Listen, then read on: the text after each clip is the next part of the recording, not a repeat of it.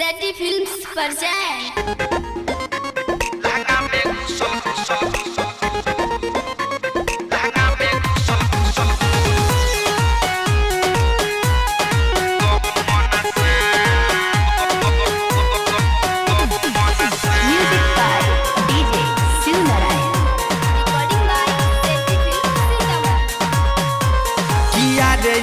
बाप रे हे बाप लहंगा में घुसल गहूँ मन सा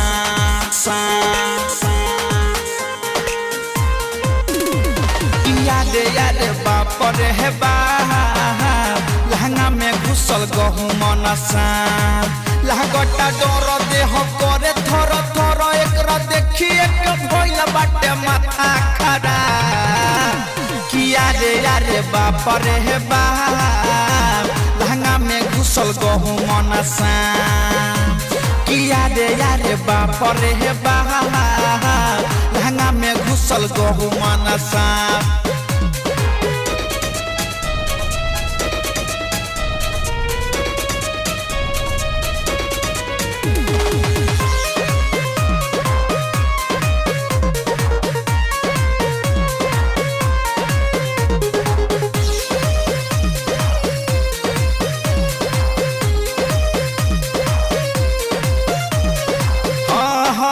सजिया पसुतल रहनी गईनी डेराई लहंगा में हमारा गईल समाई सखी सजिया पसुतल रहनी गईनी डेराई लहंगा में हमारा गईल समाई मोटे लह में बड़का रहे देखिए के भगनी जहे तहे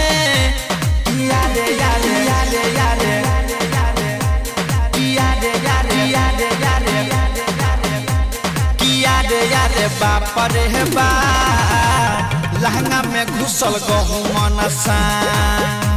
किया रे बाप रे बाप लहंगा में घुसल गहूँ मन सा लहगटा डर देह करे थर थर एकरा देखिए के भइल बाटे माथा खराब किया रे बाप रे बाप लहंगा में घुसल गहूँ मन सा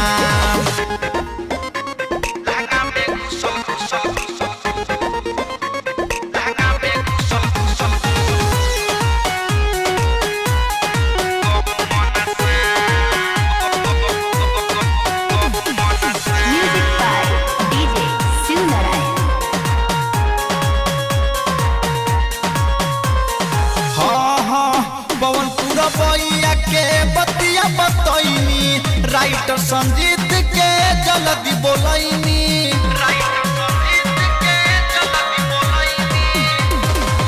पवनपुर बइया के बतिया बतैनी राइटर संजीत के जल्दी बोलैनी अरुण मुकेश रंजित बारहे मारे लौकरा भाला मंगैनी किया रे आहा